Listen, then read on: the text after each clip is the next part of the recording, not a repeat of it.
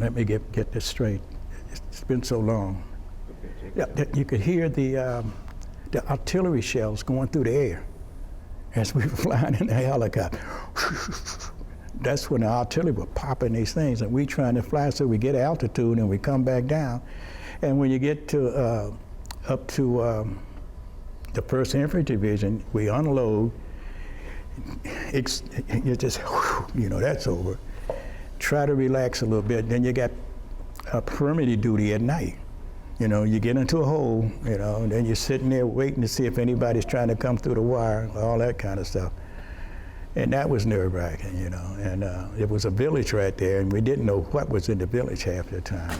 So it was pretty nerve-shaking. But after supporting the 1st Infantry Division, I went to the 173rd Airborne, and I supported them for their grade registration purposes. And I supported the 173rd Airborne, the 1st Infantry Division, and it was one more I can't think of that I supported, not just me by myself, other guys that were doing the same thing.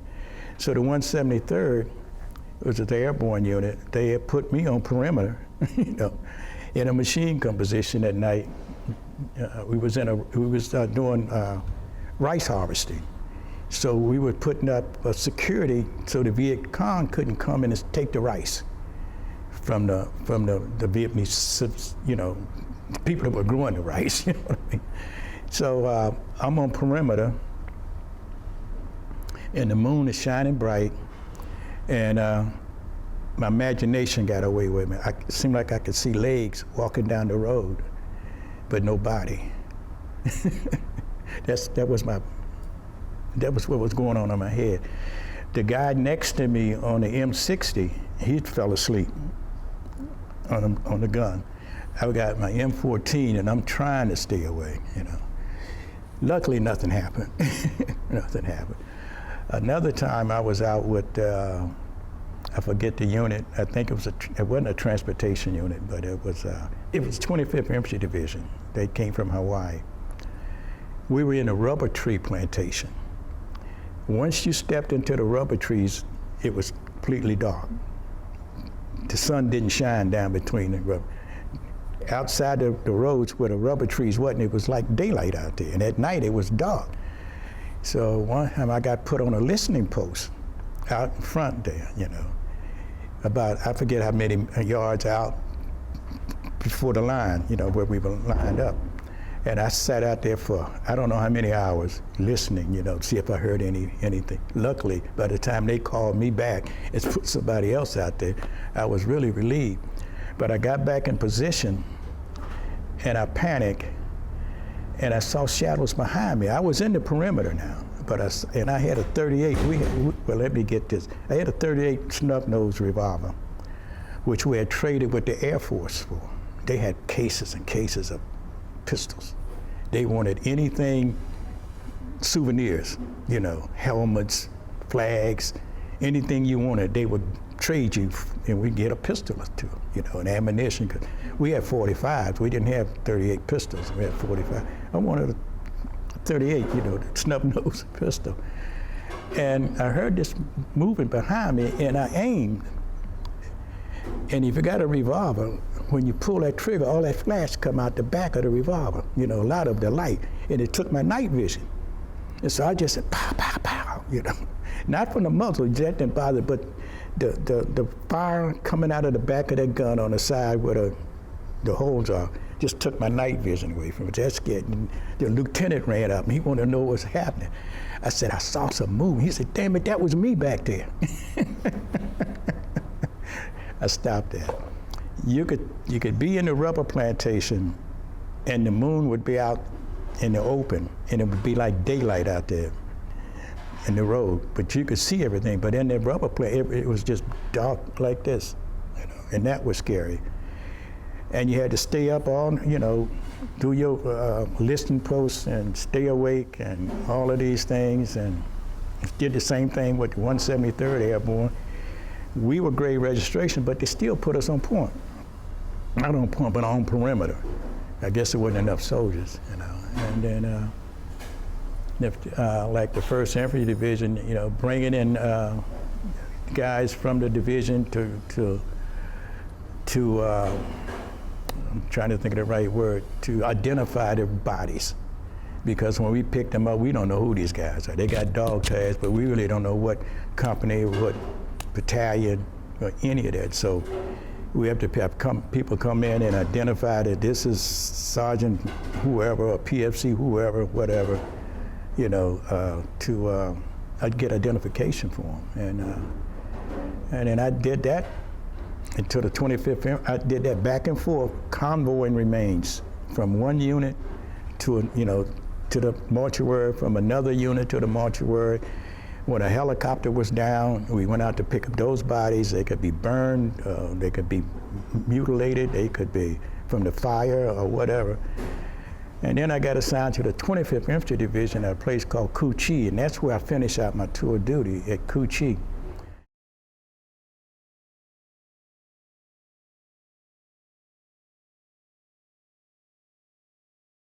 And they had manufactured a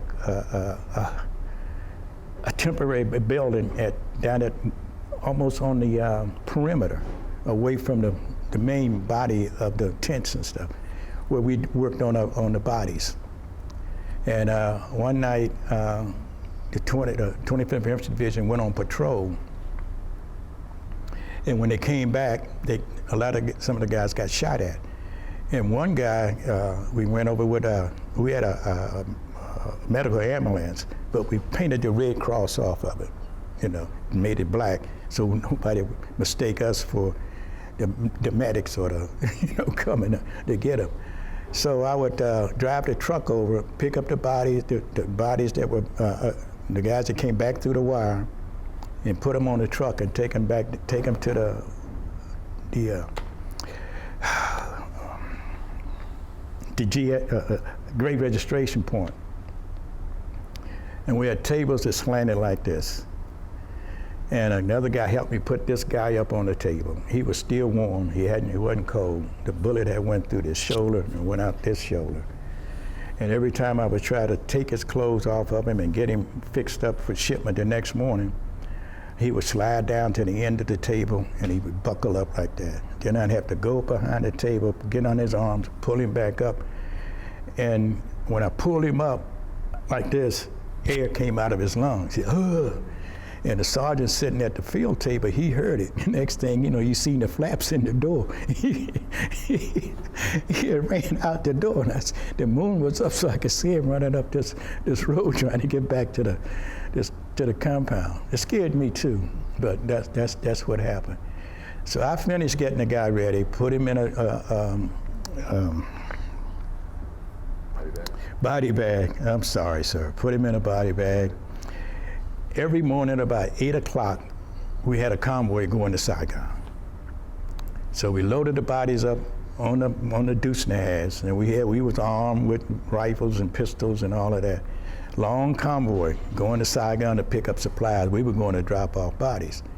So when we got to Saigon, you know, we went to the mortuary, and I knew some of the guys there, so they would give us some, you know, we smoked a little bit, you know, that kind of stuff, and I would make the next convoy going back that evening. So we'd get back to the checkpoint to get back in the convoy to go back up to XXI. And that's the kind of way I brought bodies out of XXI back to the morgue. We didn't fly them back in a helicopter like we did when the units were out further away. So we just pull them, you know, put them in the back of a truck, and they bumped around like that, you know, in the back of the truck on stretchers.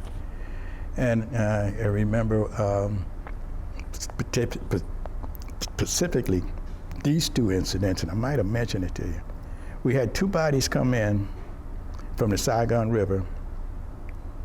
Two GIs had went down and tried fishing on the Saigon River, and the Viet Cong got a hold of them. And when we got in there, put their head in the fire. So all of this was burned. They stuck their head in this fire. Another incident, it was an old man, I think he was a colonel. He had the colonelese, you know, in his lapel or whatever you call it. And there was three of them. And what stuck in my mind with those guys was they smelled like wood, burning wood. Now, these are not the guys that were fishing. These are three, one colonel, and I think one major, and one sergeant. They were all together, wrapped up in a big tarp almost. And they must have been around a fire or something, because you could smell the smoke radiating from the bodies. And this guy was old. He looked like he could have been in an old Western movie. You know, he had the gray hair, the white hair. You know, he was an old colonel. He wasn't big in stature. He was kind of short, but he was a rough guy.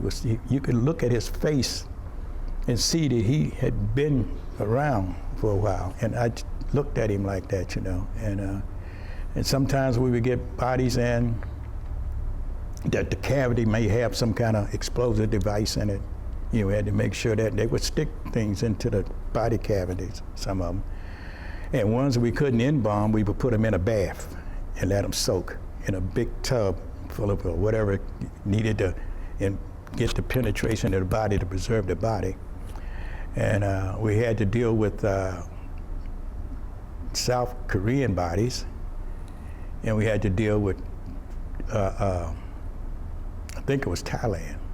I think they had some soldiers fight in there. Thailand and South Vietnamese, Filipinos, no Filipinos.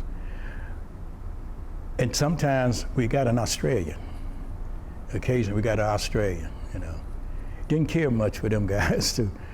They stayed with us in a tent one time, and they didn't particularly like being with us, you know, soldiers, because they thought they were better. Say the only good thing about the United States is Fords.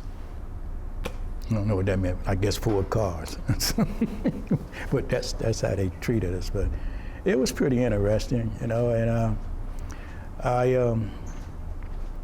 there's so much I can't bring up, but so much that I do know that I remember being on perimeter with the 173rd, being on perimeter with the Big Red One, and with the 25th Infantry Division, because they treated us just like soldiers, even though, I mean, like combat, so which it was. I was trained as a combat soldier, but I was doing mortuary work. So I knew what I was doing. And going to the aid stations, they had 4 aid stations where the helicopters would come in with the wounded guys, and we'd have to be there. I had to have a tent right next to where they were going to take them in. And so if they died in the operating room, then we had to take them out of there and put them in another tent, you know, and cover them and take all the personal data and make a chart of where the wounds were and all that, and zip them up and get ready to ship them back. If they died in the not operating room, but the medical tent, where they would try to patch you back. Yeah, where they would try to put you back together, whatever, keep you alive, or whatever. I would sit in there waiting for somebody to die, you know, and just take them over to the next tent. And we had our paperwork to fill out, you know, that type of thing. And we had latrine screens at the time where we would stack bodies, put bodies in there. One of the biggest problems was people trying to take pictures. You know, we weren't allowed, nobody was allowed to take photographs of those KIAs. But you got some soldiers and some news people that just won't give it a break. They'll do everything they can to get a camera in it behind a latrine screen so they could snap the bodies, yeah. Anytime we flew in with bodies, they was snapping. So, and we always had to keep that, couldn't let them do it, but they did it. Anyway.